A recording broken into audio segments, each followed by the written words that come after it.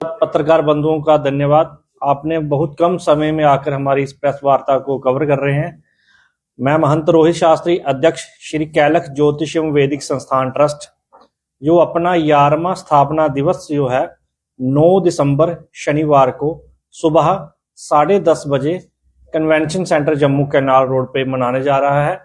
और उसमें शंकराचार्य जी आ रहे हैं, हमारे परम पूज्य, और जम्मू कश्मीर के महामहिम राज्यपाल उपराज्यपाल मनोज सिन्हा जी मुख्य अतिथि होंगे। ट्रस्ट पिछले आपने मीडिया के माध्यम से भी देखा होगा कि देववाणी संस्कृत को बढ़ावा देने के लिए कार्य कर रहा है।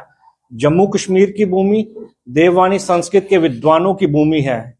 यहाँ पे महर्षि कल्लन, अभिनव गुप्त जैसे बड़े बड़े संस्कृत के विद्वान हुए हैं।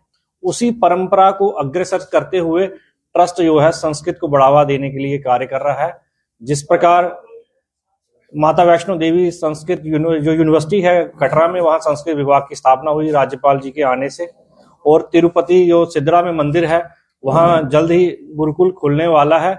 और ट्रस्ट का उद्देश्य है कि घर घर में संस्कृत हो। इसी के चलते ट्रस्ट ने मोबाइल गुरुकुल भी शुरू किया है। और हम एलजी साहब से भी कई बार आग्रह किया है कि 6ठी कक्षा से जो है देववाणी संस्कृत जो है जम्मू कश्मीर के स्कूलों में शुरू की जाए। और ट्रस्ट अपना स्थापना दिवस 11 तारीख को मनाने जा रहा है। मैं सभी संस्कृत प्रेमियों से आग्रह करता हूं कि 9 दिसंबर शनिवार सुबह 10:30 बजे कन्वेंशन सेंटर में आकर हमारे कार्यक्रम की शोभा बढ़ाएं। और ये आपका कार्यक्रम है, वहां पे सांस्कृतिक कार्यक्रम होंगे, संस्कृत के प्रोग्राम होंगे, और शंकराचार्य जी का आशीर्वाद प्राप्त करें। और जल्द ही मैं आपको बताना चाहता हूं कि जो हमारी परंपरा रही है घर घर में संस्कृत हो, हमने एक सरल संस्कृत बोध नामक पुस्तक भी जो है निःशुल्क बांट रहे हैं। जिसको इंग्लिश की ग्रामर आती होगी वो आसान तरीके से उस पुस्तक को पढ़ के संस्कृत सीख सकता है, और उसका भी हम वहां पे वितरण करेंगे। और आपसे आग्रह है कि समय पे आकर हमारे कार्यक्रम की शोभा बढ़ाएं। धन्यवाद। क्या कुछ विषय रहेगा उसमें और क्या कुछ कार्यक्रम होने वाले हैं? ट्रस्ट का मुख्य उद्देश्य है कि संस्कृत भाषा को ही बढ़ावा दिया जाए। उसमें हमारे शंकराचार्य जी आ रहे हैं, अधोक्षानंद जी अपना वृंदावन से वो आ रहे हैं, उनका आशीर्वचन होंगे। एलजी साहब के व्याख्यान होगा, और उसमें सुकास्ट के कुलपति रहेंगे। सांस्कृतिक कार्यक्रम होंगे, संस्कृत के प्रोग्राम होंगे। एक छोटी सी डॉक्यूमेंट्री जो हमारी फिल्म ट्रस्ट के कार्यों पे बनाई गई है उसको दिखाया जाएगा। और भी अन्य कार्यक्रम होंगे, वहां पे आपको देखने को मिलेंगे। संस्कृत जो है हमारे भारत की एक बहुत ही पुरानी भाषा है, लेकिन देखा गया कि भारत के बीच में ही संस्कृत का अपमान हुआ। जन जन से जाने की बात क्या, कहाँ चूक रहेगी, कहाँ प्रसार में जो है कमी रही, क्या सरकारी तौर पर? मैं सरकार को दोष नहीं दूंगा। देववाणी संस्कृत सब भाषाओं की जननी है। और एक समय में आपको ज्ञात होगा कि जम्मू कश्मीर के स्कूलों भी 88 तक संस्कृत पढ़ाई जाती थी 6ठी कक्षा से। और पढ़ने वाले लोग होंगे तो सरकार क्यों नहीं संस्कृत पढ़ाएगी। और मैं किसी को दोष नहीं दूंगा, यहाँ पे कहूंगा कि जो संस्कृत के पढ़े हुए लोग हैं, अगर वह भी अपने बच्चों को संस्कृत पढ़ाएं तो संस्कृत का पतन नहीं होगा। वह देववाणी है। हर एक राष्ट्र की अपनी भाषा होती है। आप अमेरिका में चले जाएं, जर्मन में चले जाएं, उनकी अपनी भाषा है। भारत की भाषा संस्कृत है। और कुछ लोग कहते हैं इसमें भविष्य नहीं है। आप गूगल में सर्च करें, और कहते हैं नासा बता देता है ग्रहण कब लगता है। सृष्टि के आरंभ काल से ग्रहण लगता आ रहा है। और नासा की स्थापना 29 जुलाई 1959 में हुई थी। और एक नासा ने अंतरिक्ष में यान भेजा था 2011 में। वहां कुछ संस्कृत के शब्द सुनाई दिए थे। फिर नासा ने संस्कृत के विद्वानों को बुलाया, वो संस्कृत के शब्द थे। आज नासा में संस्कृत की क्लासें चल रही हैं। जर्मन में संस्कृत यूनिवर्सिटीज खुल गई हैं।